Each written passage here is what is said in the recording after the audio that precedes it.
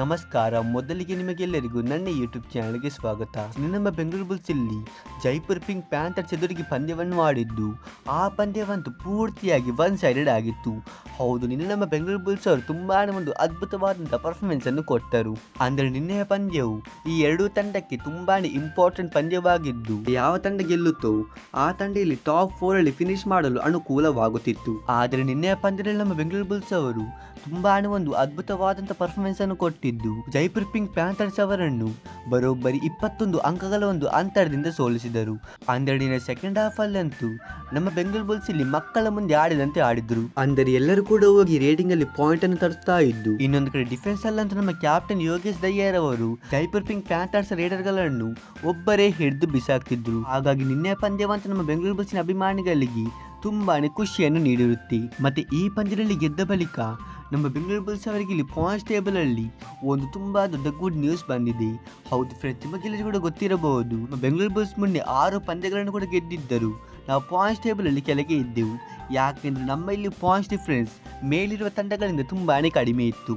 ಆದರೆ ನಿನ್ನೆ ನಾವು ಈ ಪಂದ್ಯವನ್ನು 21 ಅಂಕಗಳನ್ನ ಗೆದ್ದಿರುವುದರಿಂದ ನಮ್ಮ ಪಾಯಿಂಟ್ಸ್ ಡಿಫರೆನ್ಸ್ ಇಲ್ಲಿ +18ಕ್ಕೆ ಬಂದಿದೆ. ಮತ್ತು ನಾವಿಲ್ಲಿ ಯು ಮುಂಬಾದಿಂದ ಕೇವಲ 1 ಅಂಕ ಅಷ್ಟೇ ಕೆಳಗಿದ್ದೇವೆ. ಅಂದರೆ ನಾವು ಮತ್ತು ಯು ಮುಂಬಾದವರು 13 ಪಂದ್ಯವನ್ನು ಆಡಿದ್ದು ಈ ಎರಡೂ ತಂಡಗಳು ಕೂಡ 7 ಪಂದ್ಯವನ್ನು ಗೆದ್ದಿದ್ದು ಇವರ ಬಳಿ 14 ಅಂಕಗಳು ಇದೆ. ಆದರೆ ಈ ಎರಡೂ ತಂಡಗಳು ಕೂಡ ಸೇಮ್ ಪಂದ್ಯವನ್ನು ಗೆದ್ದಿದ್ದರು. ಇಲ್ಲಿ ಯು ಮುಂಬಾದವರು ಬೆಂಗಳೂರು ಬುಲ್ಸ್ಗಿಂತ ಮೇಲೆ ಇದ್ದಾರೆ.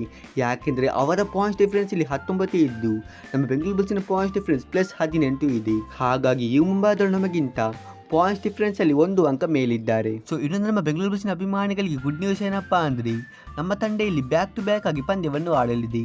ಅಂದರೆ ಇವತ್ತು ರಾತ್ರಿ 9 ಗಂಟೆಗೆ ನಮ್ಮ ಬುಲ್ಸ್ ಇಲ್ಲಿ ಬೆಂಗಾಲ್ ವಾರಿಯರ್ಸ್ ಮುಂದೆ ಪಂದ್ಯವನ್ನು ಆಡಲಿದ್ದು, ನಾವು ಆ ಪಂದ್ಯವನ್ನೇನಾದರೂ ಗೆದ್ದರೆ ಖಂಡಿತವಾಗಿ ಟಾಪ್ 4ಗೆ ಬರುತ್ತೇವೆ. ಆದರೆ ಈಗಿನ ಪರಿಸ್ಥಿತಿಯಲ್ಲಿ ಇಲ್ಲಿ ಟಾಪ್ 2ಗೆ ಬರೋದು ತುಂಬಾನೇ ಕಷ್ಟ. ಯಾಕೆಂದ್ರೆ ಟಾಪ್ 2 ಅಲ್ಲಿರುವ ದಬಂಗ್ ದಿಲ್ಲಿ ಮತ್ತು ಪುನೇರಿ ಪಲ್ಟನ್ಸ್ ಅವರು 24 ಮತ್ತು 22 ಅಂಕವನ್ನು ಹೊಂದಿದ್ದಾರೆ. ಹಾಗಾಗಿ ನಾವೇನಾದ್ರೂ ಟಾಪ್ 2ಗೆ ಬರಬೇಕಾದ್ರೆ ನಾವು ಮುಂದೆ ಬರುವ ಎಲ್ಲ ಪಂದ್ಯಗಳನ್ನು ಒನ್ ಸೈಡೆಡ್ ಆಗಿ ಗೆಲ್ಲಬೇಕು. ಮತ್ತು ಇದು ಅಂತೂ ನೆಕ್ಸ್ಟ್ ಇಂಪಾಸಿಬಲ್. ಹಾಗಾಗಿ ನಾವಿಲ್ಲಿ ಈ ಬಾರಿ PKL ಅಲ್ಲಿ ಟಾಪ್ 4ಗೆ ಬರಲಿಕ್ಕೆ ಮಾತ್ರ ಸಾಧ್ಯವಾಗುವುದು. ಆದರೆ ಇದು ಕೂಡ ಒಂದು ಗುಡ್ ನ್ಯೂಸ್. ಯಾಕೆಂದ್ರೆ ಟಾಪ್ 4ಗೆ ಬಂದ ತಂಡಗಳಿಗೆ ಕೂಡ ಈ ಫೈನಲ್ ಅನ್ನು ಆಡಲು 2 ಚಾನ್ಸ್ ಸಿಗುತ್ತೆ.